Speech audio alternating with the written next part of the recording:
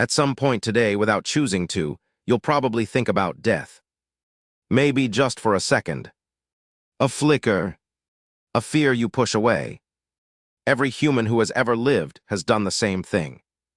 And every single one of them had to figure out what to do when someone they loved didn't wake up. This is the story of how we answered that question. And the answer reveals something profound about what makes us human. Most animals do nothing with their dead. They leave them where they fall. A few species, elephants, chimpanzees, some corvids, show signs of distress around a dead group member. But they move on. Only one species on Earth has, for hundreds of thousands of years, gone to extraordinary lengths to care for its dead long after death. Built monuments, dug graves, painted bodies, traveled for days to bury someone in the right place. That species is us. And the question of when we started doing this, and why, turns out to be one of the most contested and extraordinary debates in all of archaeology.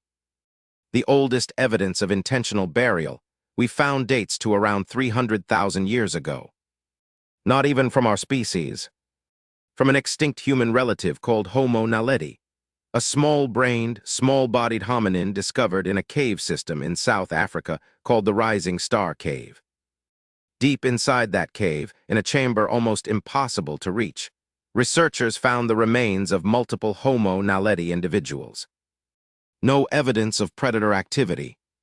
No random scattering.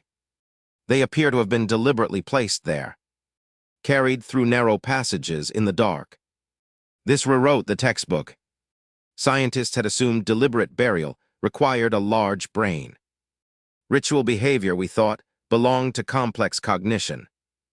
Homo naledi had a brain roughly the size of an orange. And they were apparently burying their dead. What does that mean? Maybe grief is older than intelligence. Maybe the urge to do something with the dead isn't a cultural achievement. Maybe it's biological. Among our own species, the earliest clear burials appear around 100,000 years ago in what is now Israel. A Neanderthal child buried with flowers and red ochre. At a site called Kafze in Israel, anatomically modern humans were buried in what appear to be organized graves, some with grave goods, shells, animal bones, pigment. But the practices that emerged over the following millennia were more varied, stranger, and more beautiful than most people realize. Sky burial is one of the oldest and most widespread. Used across Tibet, Mongolia, ancient Persia, and by cultures from the Americas to northern Europe.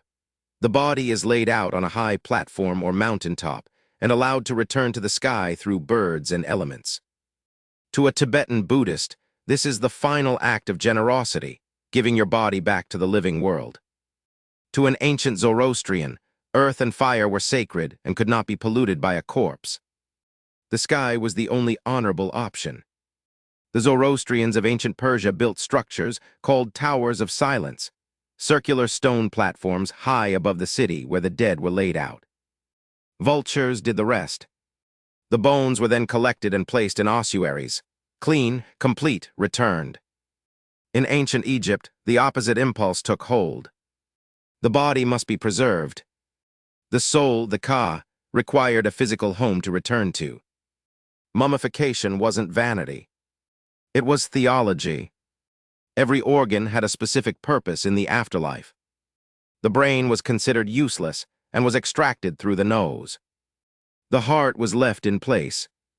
It was the seat of thought, memory, and identity. You were your heart. The Norse burned their dead on ships.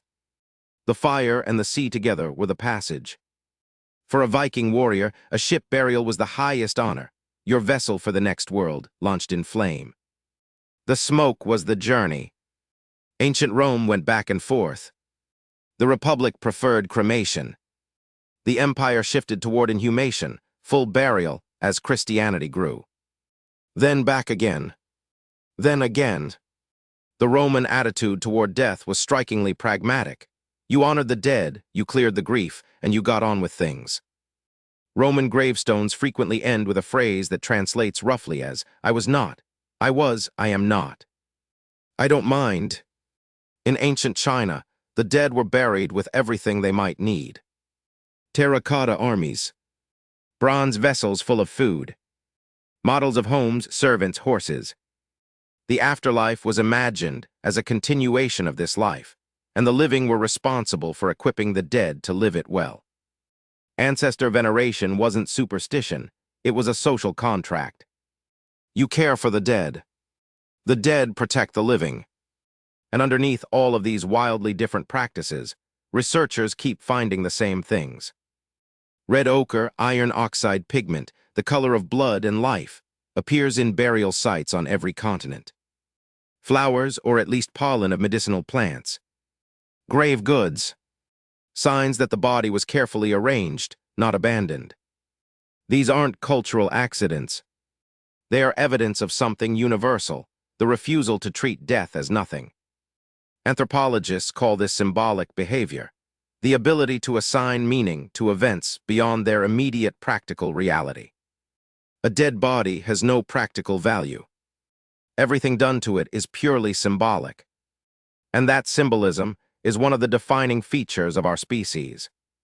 Grief, it turns out, is not a malfunction. It is not something your brain does wrong.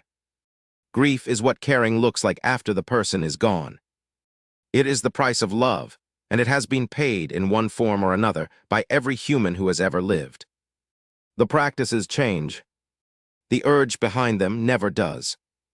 The next time you stand at a funeral or hold a memory of someone you've lost, know that the impulse you feel is not a modern one. It is ancient beyond measure, carved into us by hundreds of thousands of years of caring for each other, even past the point where caring can do anything practical at all. You grieve because you loved, and that is the most human thing there is.